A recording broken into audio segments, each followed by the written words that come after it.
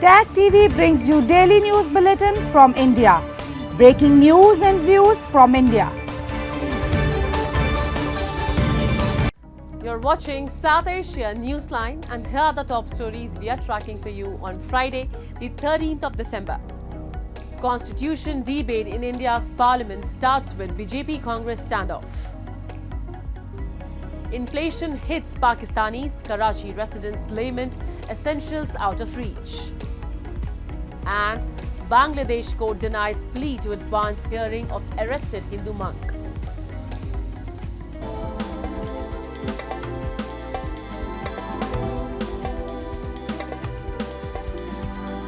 And now for all the details.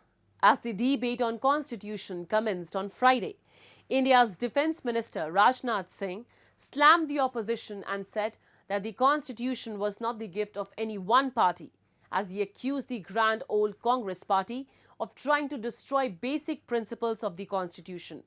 Meanwhile, during her maiden speech in the Parliament, Congress MP Priyanka Gandhi took a swipe at the BJP, saying that the centre favours the Adani and that all airport, road and rail projects are being given to one person. She also said there is a sense of fear in the society and journalists, professors, farmers are being attacked. The two-day debate on the Constitution marks the beginning of the 75th year of its adoption. A similar debate is scheduled for the Rajya Sabha. Earlier in the day, Prime Minister Narendra Modi led the lawmakers as they together paid tributes to those killed in the 2001 terrorist attack on the Parliament. The attack occurred when 5 armed assailants stormed the Parliament building, resulting in the killing of 9 people. All attackers were killed by security forces. Indian authorities blamed Pakistan-based Lashkar-e-Taiba and Jaish-e-Mohammed terror groups for the attack, escalating tensions and leading to India-Pakistan standoff. Moving on, India's Foreign Minister S. Jaishankar on Friday co-chaired the 15th India-UAE Joint Commission meeting along with Deputy Prime Minister of UAE, Abdullah bin Zayed Al Nahyan in New Delhi. Jaishankar informed their discussions covered various facets of comprehensive strategic partnership, including economic and commercial relations, energy security and defense cooperation. They also shared perspectives on developments in West Asia and partnership in India-Middle East-Europe Economic Corridor. Both the leaders also witnessed the exchange of MOU on polar research collaboration. The Emirati leader earlier also met India's Prime Minister Modi on Thursday as part of his official visit.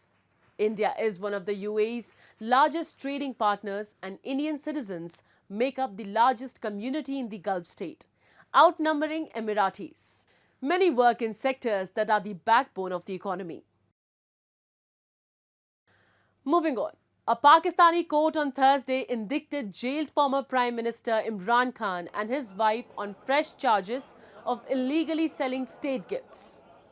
The indictment is the latest in multiple cases against Khan, who has been in jail for over a year now. He and his wife Bushra Bibi have already been granted bail in the case, which is one of a series of state treasury charges known as Tosha Khana. These charges revolve around allegations that they illegally procured and sold gifts worth more than 140 million rupees in state possession during Khan's tenure as PM. Both have denied the charges. The couple were both handed a 14-year sentence on these charges, days before a national election earlier this year, following a 3-year sentence handed to Imran Khan in late 2023 in another version of the same case. However, the sentences had been suspended in appeals at the High Court.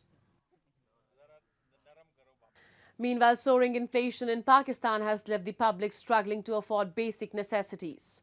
Residents of Karachi voiced their grievances over the situation and the government's inability to address the crisis. A report.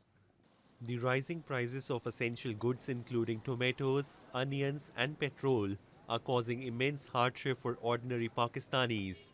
Locals in Karachi expressed their frustration, saying that inflation has made it nearly impossible to afford even the most basic meals.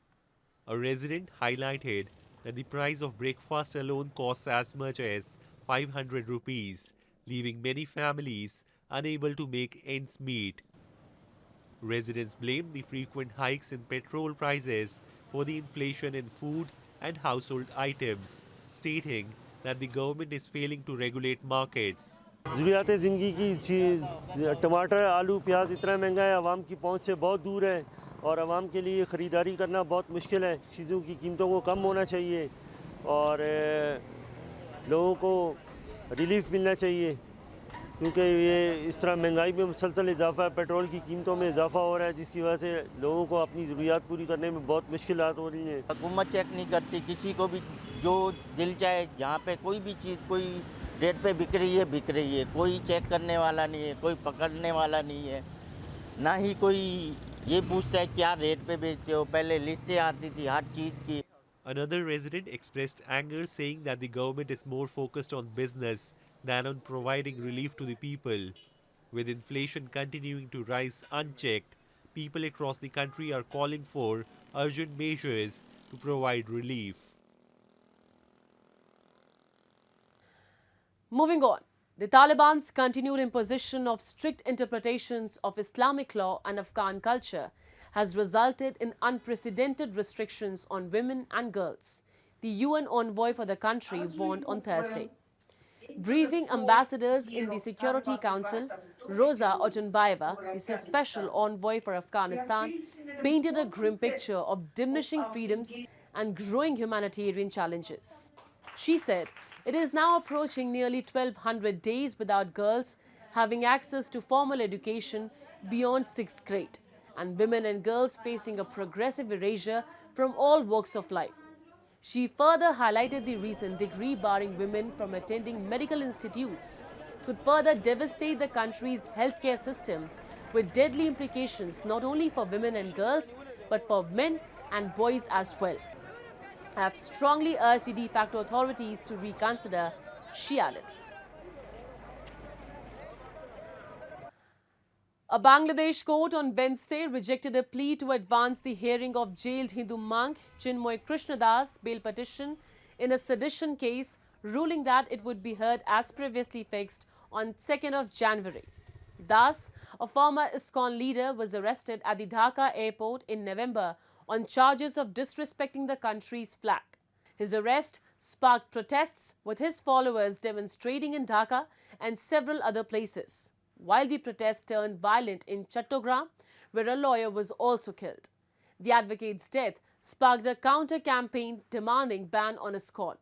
Meanwhile, India has launched strong protests against the arrest of the priest and atrocities on minorities in Bangladesh.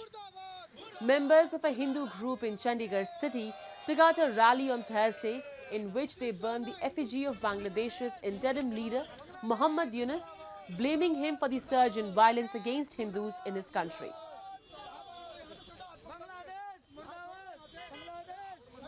Narendra Modi ji हमारे प्रधानमंत्री जी हैं हिंदुस्तान के, उनसे भी appeal करते हैं कि जल्द से जल्द इस पर एक्शन लें कि वहाँ की जो जनता है, हमारे हिंदू भाई हैं, उनकी सुरक्षा का इंतजाम करें. That's all in tonight's edition. We will see you same time next week. Have a great weekend. Good night.